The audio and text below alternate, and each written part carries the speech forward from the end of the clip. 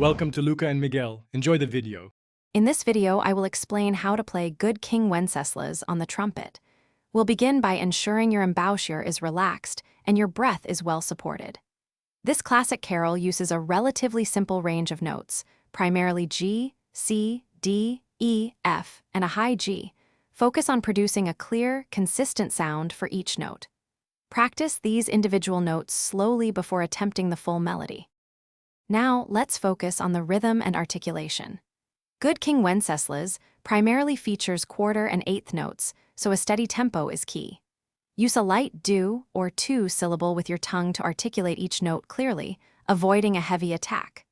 Practicing with a metronome at a slow tempo, perhaps 60 beats per minute, will greatly improve your rhythmic accuracy and overall musicality. Adding dynamics and thoughtful phrasing will bring this carol to life.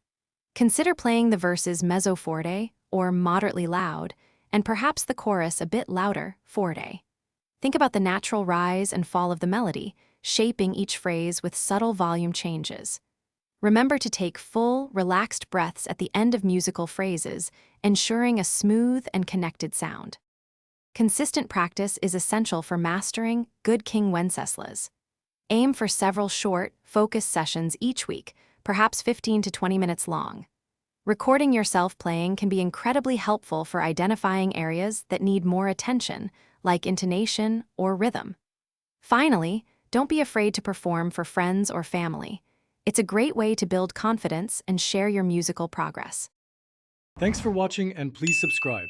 It's the best investment you'll ever make.